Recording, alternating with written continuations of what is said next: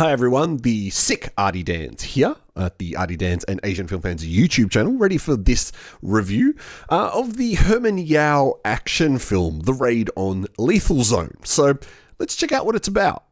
Based on a series of true events that occurred in 1999, a flood hits a border town in China that is surrounded by mountains. In the mountains lives a dangerous gang of drug runners that have constantly evaded police detection, but with an impending flood causing landslides, the gang seizes this opportunity of chaos to move their largest ever shipment of drugs. Training in the town is the 8077 Squadron, a special border police team that is engaged to action when the narcotics department receive a tip-off regarding the location of the drug runners' route out of the mountains. In a race against time, as floodwaters fill a reservoir to bursting level, the squadron must intercept the drugs before they reach their final destination.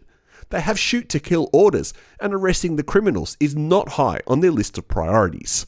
Well, a bit of background on this particular movie, and firstly, a very special thanks to the distributor for allowing me to watch this film. Won't name who the distributor is, but they did provide a preview of the film. This movie was initially set for web streaming on Chinese service iQIYI, and then all of a sudden, and it should have already been out, August 8th, I believe, and then all of a sudden it was delayed a couple of weeks, and then put on a theatrical release schedule, including here, international theatrical release. And it's a bit of a head-scratching move, because this movie's not exactly fit for cinema. And what I mean by that is that it feels very much like a made-for-TV, made-for-video, made-for-web movie. It's just got that feeling of it's not quite a theatrical release. Now, Herman Yau's the director of this one, and he's done the best that he can within the budget that's been assigned to him. And this movie is a really good example of what you can do with different budgets. Now, recently, Herman Yau had The White Storm 3, which was a massive budget film, and he went absolutely nuts with that film and did some pretty crazy things in it. This film, made a lot later after The White Storm 3, shows what that much more smaller budget does. And certainly in the special effects department, the special effects don't look anywhere near as good when the mountains are flooding and the landslide is happening. It doesn't quite look right. And again, the smaller budget means that the action set pieces just aren't quite as crazy as what Yau would normally do.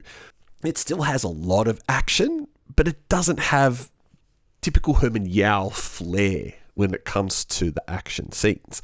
The movie also has a lot of drama, which is really odd. Well, actually, it's not really odd for a film like this. It actually kind of makes sense because being made for web means that, the action's probably, they've maxed out their budget with the limited action scenes, so they've had to put more drama in.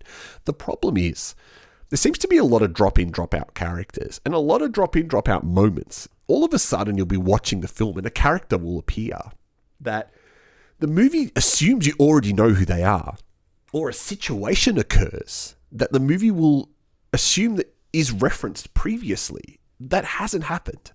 And what makes me think is that this was either maybe a 2 or 3 part series that was cut down into a movie, or maybe a more ongoing series, and they've just taken the best bits out of it and turned it into a movie.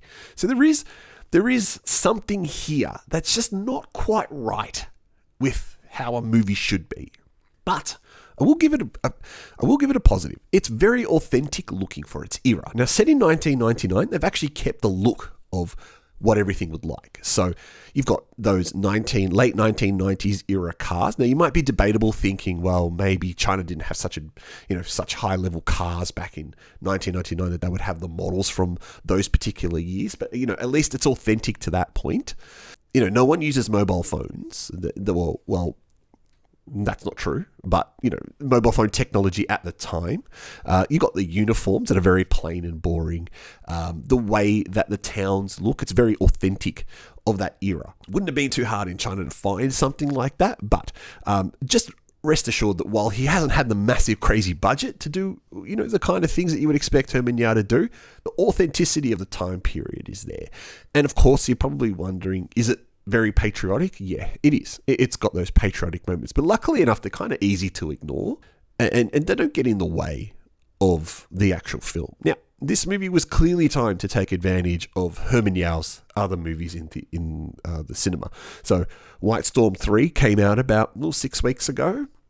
And then you've got Death Notice about to come out around the same time as The Raid in Lethal Zone, which is, again, another very odd choice why you would release 2 Herman Yau movies at the same time.